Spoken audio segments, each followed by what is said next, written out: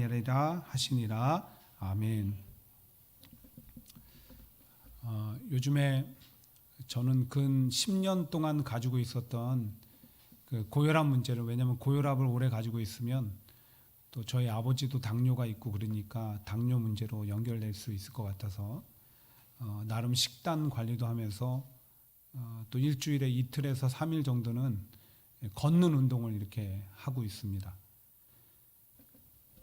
주변에서 다른 운동을 추천해 주시고 또 함께 하자는 분들도 계세요. 목사님들 중에서 뭐 테니스 치시는 분들도 있고 등산을 하시는 분들도 있는데, 아시는 분들은 아시겠지만 제가 2009년에 다리가 부러지면서 다리에 이렇게 철심을 박아놨는데 그게 아직 있습니다. 그래서 무리한 운동을 하게 되면 다리가 오랫동안 붓고 심하게 아프기 때문에 제가 이런저런 운동을 다 해봤는데 제일 걷는 운동이 저하고 잘 맞아요. 소화도 잘 되고. 그래서 걷는 운동을 그렇게 하고 있는데, 어쨌든 그렇게 걷기 운동을 할 때면 저희 집 가까운 그 크로체론 파크 있잖아요. 거기를 넓게 해갖고 크로스 아일랜드 파크웨이 그 옆에 있는 데까지 걷기도 하지만, 아니면 때로는 동네 길을 크게 돌 때도 있습니다. 저희 집에서 쭉 나가서 노선으로 해가지고 벨블로바드 쪽으로 크게 걸어올 때도 있는데, 그렇게 걷다 보면 집을 짓고 있는 모습들하고 자주 이렇게 맞닥뜨리게 돼요. 그러면 이제 어떤 집은 좀 이렇게 큰 집도 있고 어떤 집은 작은 집을 짓기도 하고, 볼 때마다 어머 저건 벌써 저렇게 올라갔어 싶을 정도로 쑥쑥 올라가는 집이 있는가 하면은, 어떤 집은 저거 공사하는 거야 뭐 하는 거야 할 정도로 잘 안 진척이 보이지 않는 그런 집도 있어요. 근데 어쨌거나 모든 집에 참 많은 인부들이 달라붙어서 열심으로 일을 하고 있고, 그리고 어느 때가 되면 그 집은 꼭 완성이 되더라고요. 저는 그 모습을 보면서 한 번은 교회를 한번 생각해 봤어요. 교회도 보면 저 교회는 생긴 지 얼마 안 된 것 같은데 급성장하는 교회가 있고요.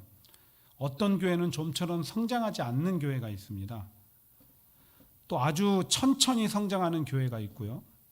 외형적으로 큰 교회가 있고 작은 교회가 있어요.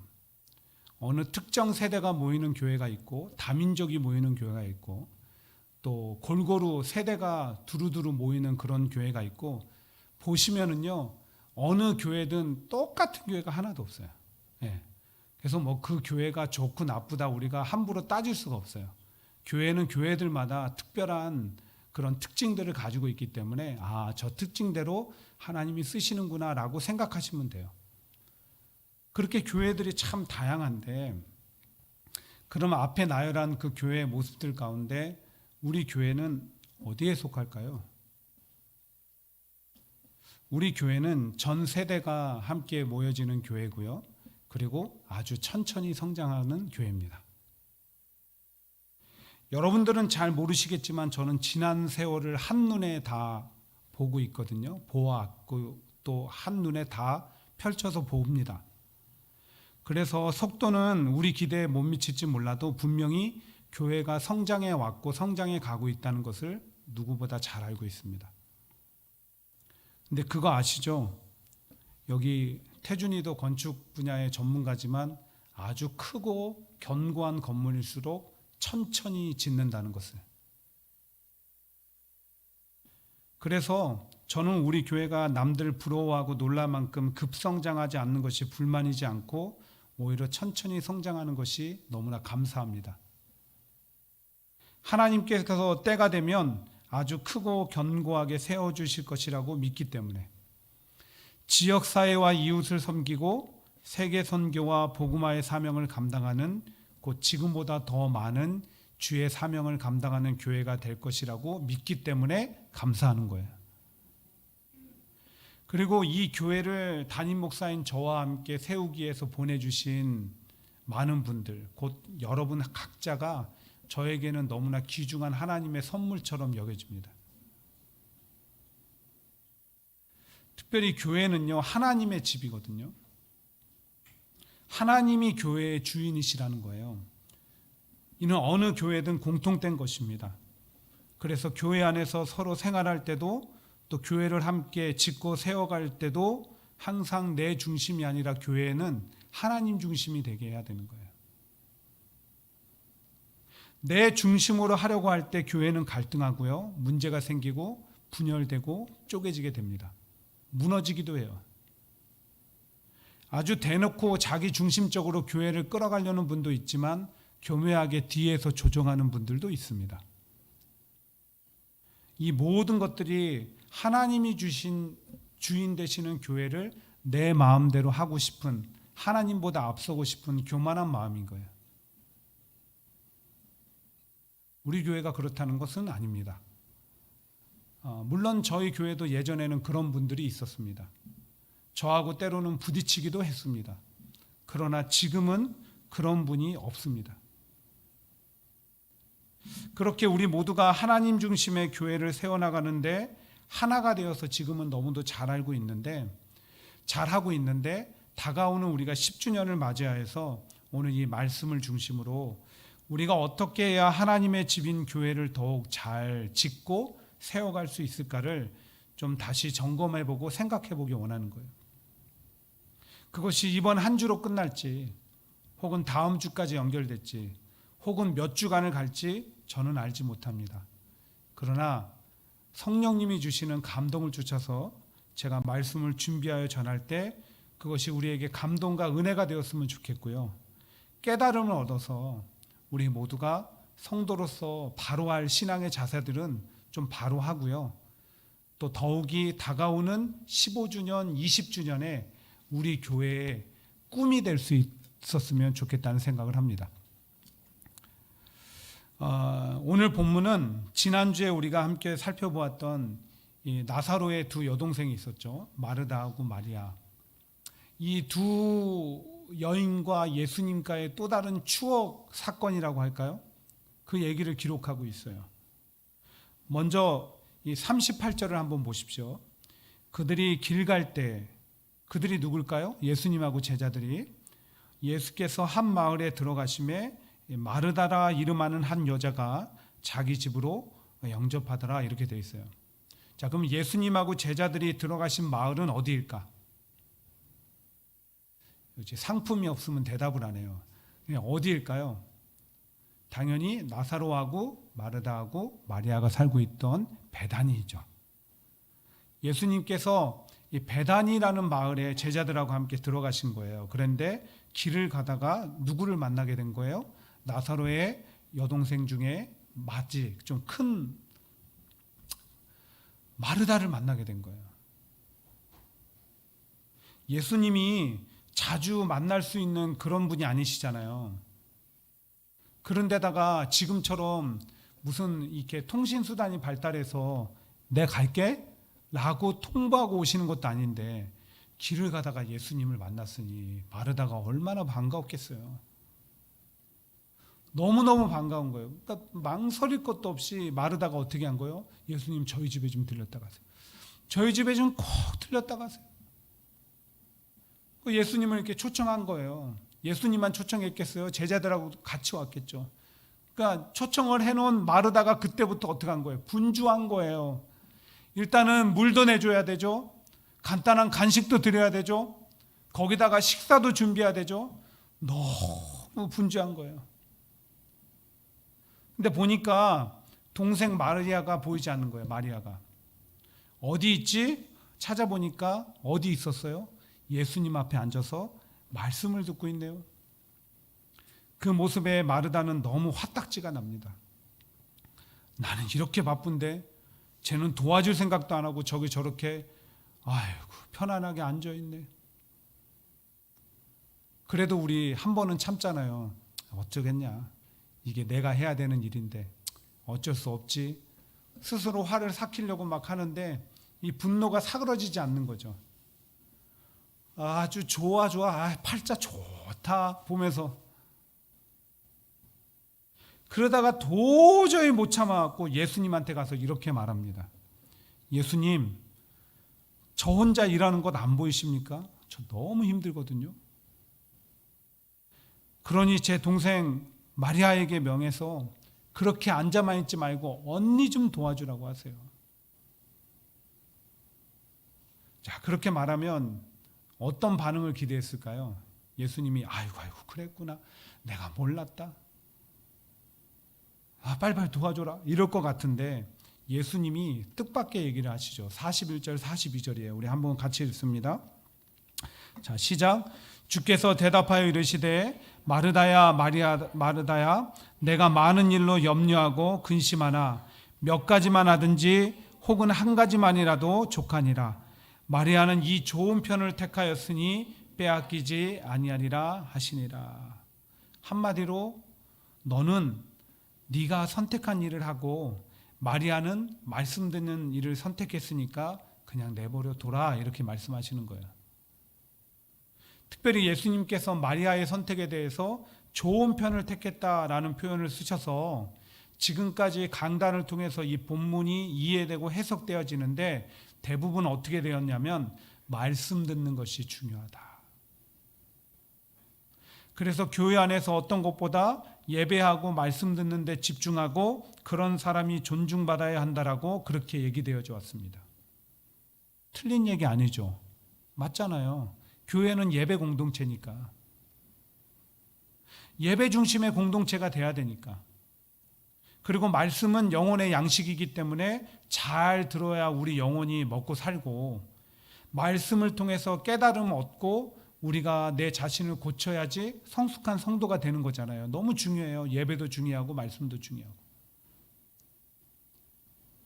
하지만 오늘 본문을 그렇게 교회 안에서 예배와 말씀을 소중히 여기는 성도들이 존중받아야 되고 예수님은 그런 사람들만을 기뻐하신다라고 딱 못 박아 해석하고 적용하면 교회 안에 많은 문제를 일으키게 됩니다. 정말 말씀대로 실천한다고 해서 너도 나도 일하기 싫어하고 다 앉아서 예배하고 말씀만 듣겠다고 한번 해보세요. 어떻게 될지. 처음에는 그래도 일하려는 그런 귀중한 손길들과 성도들 때문에 교회가 어느 정도 돌아가겠지만 점점 보이지 않는 불만이 쌓여가고 결국은 갈등으로 표출되어서 교회는 분열하고 무너지게 될 거예요. 더군다나 앞서 읽은 41절과 42절을 다시 보시면 예수님께서는 마르다에게 여러 가지 일로 염려하지 말고 한 가지만 족하다고 했지 마르다 너는 틀렸고 마리아는 옳아라고 말씀하신 적이 없어요. 예수님은 지금 옳고 그름의 얘기를 하시는 게 아니라니까요. 오히려 마르다의 분주하게 뛰어다니는 일을 보시면서 안타깝게 얘기하시는 거예요. 한 가지만이라도 족하다. 그래서 우리는 오늘의 사건을 다른 관점에서 바라보고 이해함으로 성도의 삶과 신앙에 적용하고 무엇보다 교회 안에서 실천하여서 교회를 함께 세워가는 데 힘써야 된다는 거예요. 그런 점에서 오늘 저는 이 본문 중심으로 딱 두 가지만 여러분들에게 부탁드리고 싶어요. 제일 첫 번째는 무엇이냐면 우리 모두 각자가 교회를 바로 세우기 위해서는 우선순위가 잘 정립된 성도가 되어야 돼요.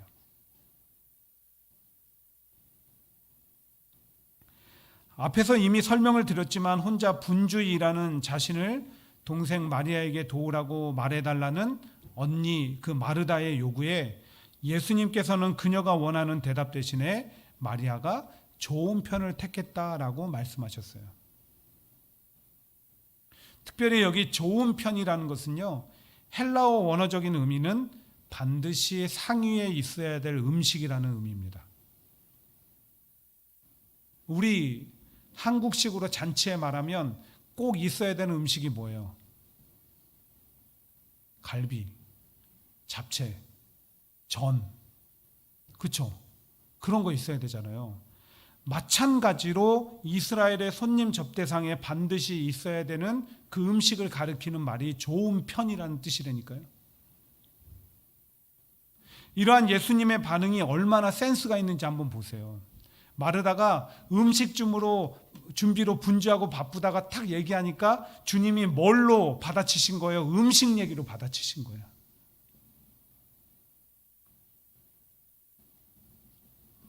마르다야, 마리아는 자기에게 필요한 좋은 음식을 벌써 선택했어, 이렇게 얘기하는 거예요. 그 좋은 음식이 뭐예요? 말씀. 결국 예수님은 마리아의 선택은 옳고 마르다의 선택은 틀리다는 말씀을 하시고자 함이 아니라 지금 상황에서 마리아의 선택이 먼저 되어야 된다는 우선순위에 대한 얘기를 하시는 거예요. 실제로 예수님 잠시 머물다 가잖아요. 언제 오실지 모르잖아요. 언제 죽으실지 모르고 언제 떠나실지 모르잖아요. 그러면 오셨을 때 우리는 먹는 음식이 아니라 누구에게 집중해야 되는 거예요? 예수님께 집중했어야죠. 예수님 말씀에 집중했어야죠. 그 말씀이 귀하니까. 자, 그것을 우리 신앙과 교회 생활에 적용해 보면 성도는 늘 하나님과 예배 중심이 돼야 된다는 거예요. 그게 탑이에요. 우선순위가 돼야 된다는 거예요. 왜 그러느냐? 성도가 살아가는 목적과 이유가 그거예요. 예배하기 위함이고 하나님 중심의 삶을 살아가기 위함입니다. 실제로요, 하나님께서 이스라엘 백성들을 애굽의 430년 종살이에서 출애굽시켜서 이렇게 데리고 나오시잖아요. 가나안 땅으로 인도하시잖아요. 근데 40년 동안 광야에서 생활을 하게 하세요. 근데 광야 생활이 시작되고 얼마 안 있을 때 하나님께서 율법도 주셨지만 뭣도 주셨죠? 성전도 주셨어요. 성막.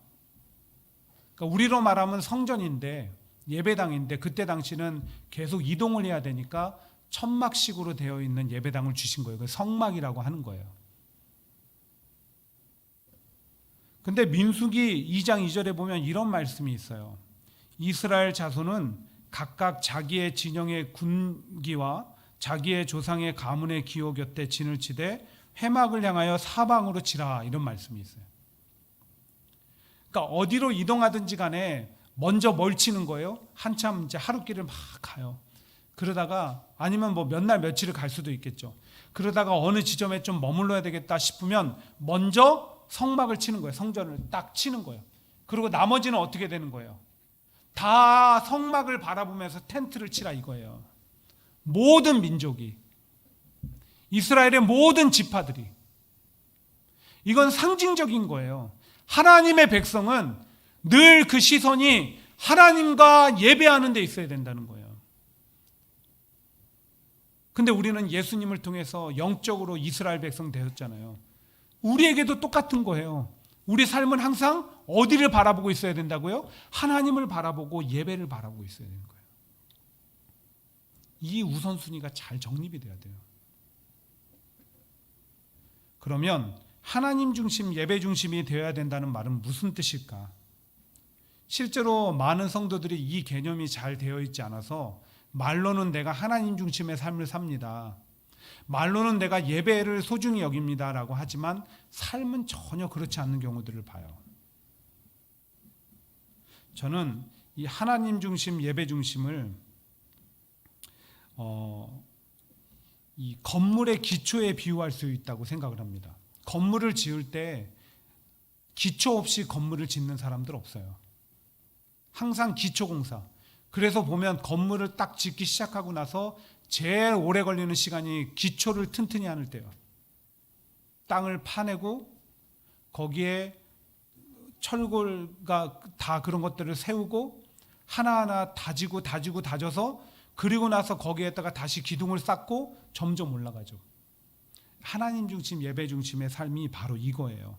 먼저 하나님과 예배 중심을 살겠다라는 그 굳은 결심을 내가 딱 세워두고 그 위에다가 삶을 세워나가고 삶을 조정해 나가는 거예요.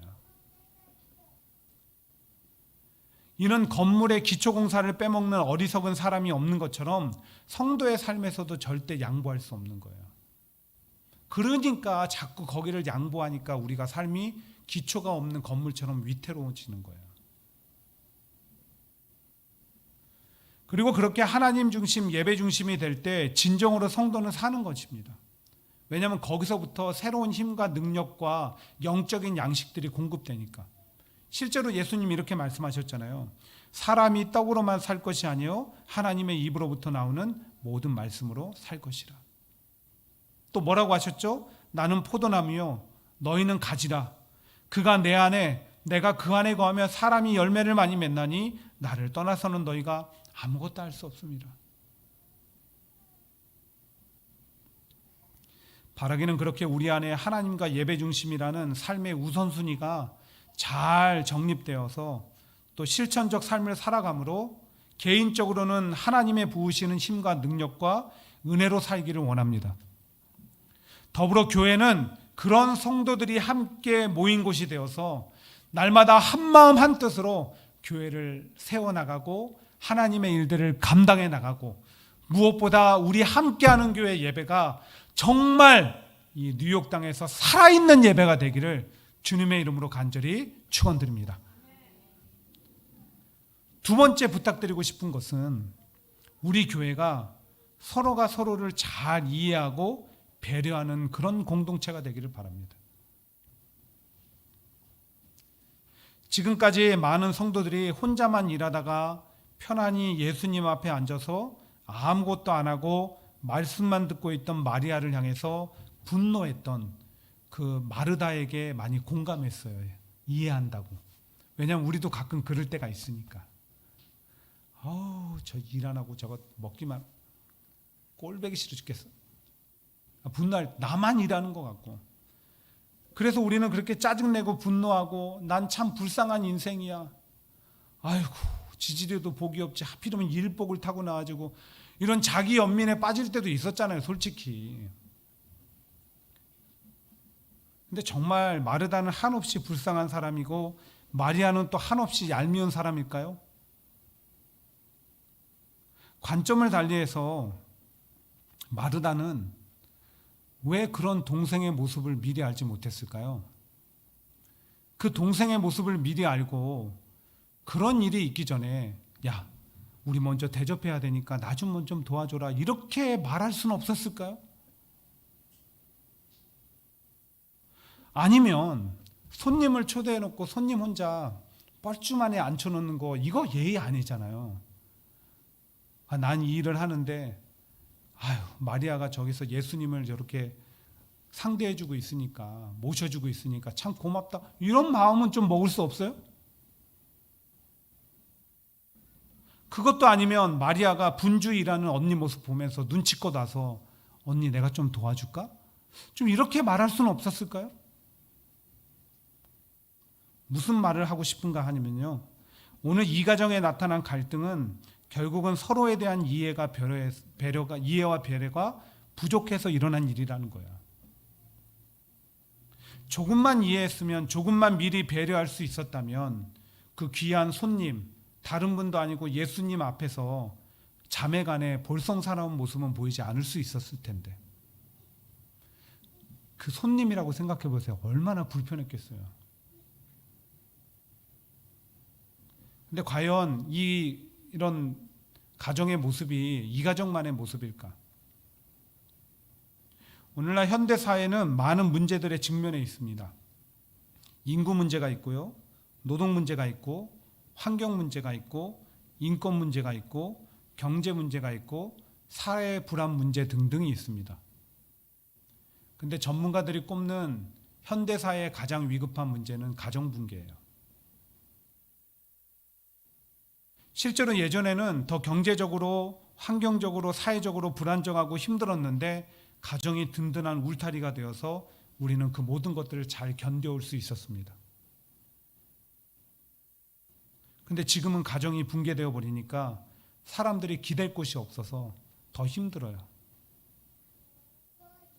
삶을 비관하고 극단적인 선택도 서슴없이 합니다. 그런데 그렇게 가정이 붕괴되는 원인이 어디에 있습니까? 한 가지로 딱 규정할 수는 없으나 그 중에 하나를 꼽는다고 한다면 서로에 대한 이해와 배려가 부족하다는 거예요. 남편은 아내를, 아내는 남편을, 부모는 자녀를, 자녀는 부모를, 형제간, 남매간에도 그렇게 가족 구성원 간 이해하고 배려하기보다는 오히려 다 어떻게 하죠? 나를 이해해주고 나를 배려해주기만을 바라요. 내가 평소에 하는 말을 한번 돌아보세요. 남을 배려하지 못하고 이해하지 못함에 대한 미안함을 담고 있는지, 아니면 나를 이해하고 배려해주지 않는 서운함이 있는지.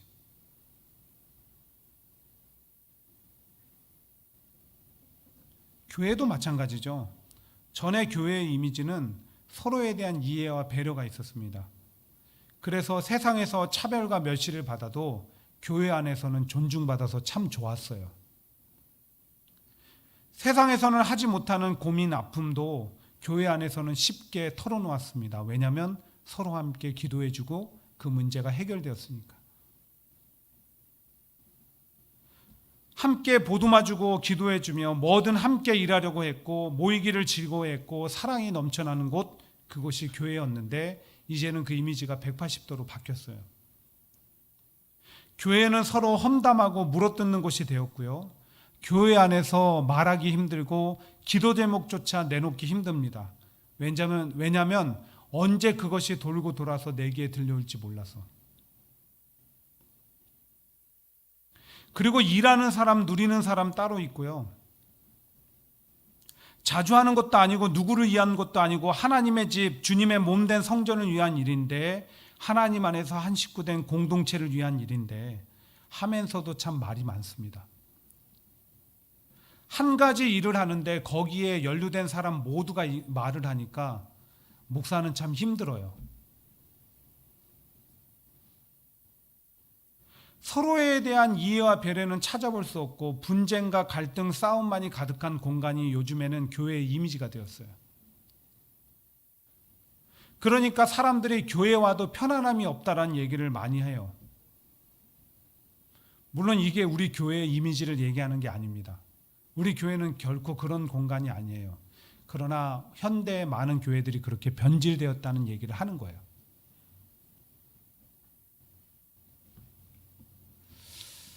가난한 청년이었던 마틴이라는 사람이 있었어요. 캘리포니아의 작은 대학에 입학을 하게 되었는데 집안이 너무 가난하니까 부모님한테 손 벌리기도 뭐하고 한 여러 모양으로 고민이 돼서 대학 들어가기 전까지 학비를 마련해야 되겠다 일자리를 찾다가 어떤 공사 현장에 가서 일을 하게 되었습니다. 근데 그 현장 감독이 마틴의 어려운 사정을 듣고 좀 많이 도와주려고 노력을 했어요. 근데 현장에서 이제 일을 하다 보면 점심시간이 되잖아요. 다 나무 밑에 둘러앉아서 휴식을 취하면서 점심 도시락을 나눠 먹는데 마틴이라는 청년은 가난해서 도시락을 싸올 수 없는 형편이었어요. 그래서 혼자 따로 떨어져서 물을 들이키면서 그 배고픔과 허기를 달랬죠. 근데 어느 날 현장 감독의 이런 목소리가 들려옵니다. 아우, 젠장 이놈의 마누라가 무슨 나를 코끼리로 하나? 왜 이렇게 샌드위치하고 이거 과일을 많이 싸준 거야? 이걸 누가 다 먹으라고? 그러더니 많다고 이 마틴이라는 청년한테 자기 걸 나눠준 거예요. 근데 이 현장 감독의 불평불만은 늘 계속됐어요. 아유, 오늘은 나를 고릴라로 하나? 날 돼지 새끼로 하나? 왜 오늘도 이렇게 많이 싸준 거야? 그렇게 늘 마틴한테 나눠줬어요. 그리고 마침내 한 달이 되었어요. 마틴이 마침내 임금을 받으러 사무실에 간 거예요. 그리고 자기에게 월급 봉투를 전해주는 격리 직원한테 받으면서 이런 얘기를 하게 되죠. 감독님께 감사하다는 말씀을 전해주세요. 그리고 감독님의 부인의 샌드위치도 너무나 감사했다라고 전해주세요. 그러자 그 격리 직원이 깜짝 놀라면서 얘기합니다. 부인이라니요? 사모님은 벌써 5년 전에 돌아가셨어요. 감독님은 여전히 부인을 그리워하며 혼자 살고 계십니다. 현장 감독은 마틴의 가난한 형편을 이해하고 배려해서 혹여나 상처받을까 봐 거짓말로 늘 돌봐줬던 거예요. 사랑하는 성도 여러분, 이러한 모습이 우리 교회 안에 좀 많이 나타났으면 좋겠습니다. 우리 가정들 안에도 많이 나타났으면 좋겠습니다. 서로 이해하고 말없이 배려해주는 모습. 무엇보다 우리가 그렇게 해야만 하는 이유는 그렇게 늘 우리는 삶 속에서 하나님의 이해와 배려와 용서와 은혜를 경험하며 살아왔기 때문에. 나는 인정하지 않고 돌아보지 않고 깨닫지 못하나 만약에 그런 것들이 없었더라면 우리는 이미 내쳐지고 징계받아야 되는 존재였다는 거예요. 그러나 그 이해와 사랑이 우리 가운데 늘 함께함으로 오늘도 우리가 살고 있는 거예요.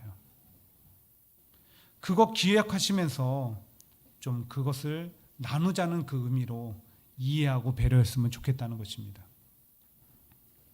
그리하여 하나님을 사랑하는 자, 곧 그 뜻대로 부르심을 입은 자들에게는 모든 것이 합력하여 선을 이루리니라. 이렇게 말씀한 로마서 8장 28절의 말씀처럼 우리의 가정들이 또 교회가 아름답게 세워져 가고 하나님의 선하신 뜻을 이루면서 이 땅 가운데 선한 영향력을 나타나는 그분의 기쁨이 되고 무엇보다 험한 세상 가운데 든든한 울타리가 되어져서 모든 역경과 고난을 함께 헤쳐나갈 수 있게 되기를 주님의 이름으로 간절히 축원드립니다. 더 하고 싶은 얘기가 있는데 다음 주에 이어서 하고 또 마무리하고 눈에 아른거리는 아이들을 데리러 가야 되기 때문에 여기서 정리합니다. 앞으로 우리 교회가 정말 함께 세우고 세워져 가는 교회가 되기 위해서 필요한 것 두 가지 말씀드렸습니다. 제일 첫 번째는 여러분들 각자의 삶 속에 하나님 중심, 예배 중심이라는 우선순위가 잘 세워져 있어야 되고요. 두 번째는 우리가 받은 사랑만큼 서로 이해하고 배려하는 것입니다. 반드시 실천하셔서 교회와 가정이 하나님 보시기에 기쁨이 되는 가정들로, 교회들로 세워져 나갈 수 있게 되기를 간절히 주님의 이름으로 축원드립니다. 기도하겠습니다. 하나님 아버지, 오늘 말씀을 통해